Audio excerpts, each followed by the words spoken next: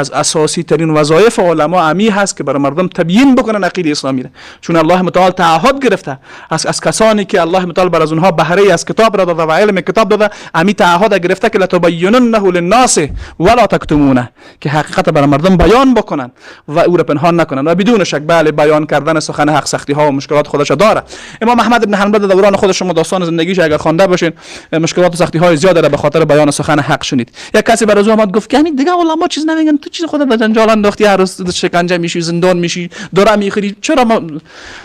امام احمد بن حنبل یک گپ بسیار زیبایی گفت اگر عالم که حق میفهمه او پنهان بکنه، مردم عوام هم حق نمیفهمن، پس حق چگونه آشکار شود؟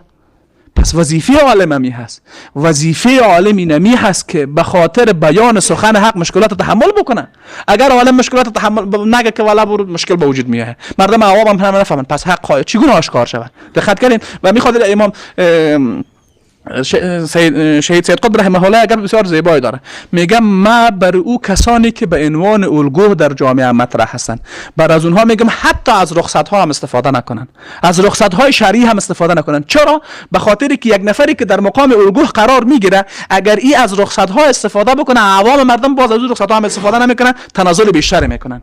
دقت کردین؟ خصوصا در بیان سخن حق، در بیان سخن حق هیچ گونه جایگاهی نداره که انسان تساهل بکنه، ولو به مطابق مزاج کس باشه یا مطابق مزاج کس نباشه، ولو به کسی بر بخوره یا به کسی بر نخوره. وظیفه انسان مسلمان امی هست که عقیده سچه و خالص اسلامی رو بر مردم بیان بکنه تا مردم بفهمن دین الله یعنی چی. دقت کردین؟ و این وظیفه را هر انسان مسلمانی داره و هر کسی که برش پیام حق میرسه. لازم نیست حتما شما باید یک سند کلان علمی داشته باشین که برین بر مردم سخن حق بگین، نه.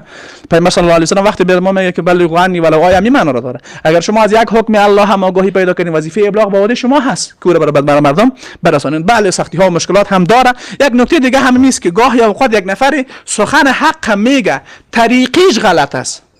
متوجه شدین؟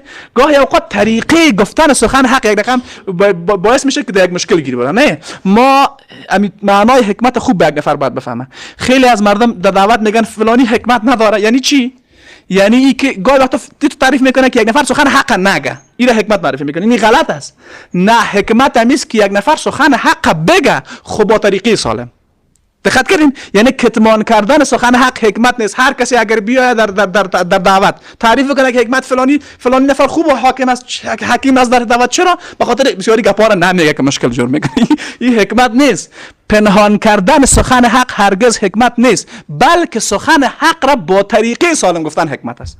دقت کردین که حساسیت ایجاد نشه و تا حدی هم که یک نفر ممکن است بتونه خود از مشکلات سختی ها دور بکنه، بله حکمت هست، اما نه به قیمت پنهان کردن سخن حق.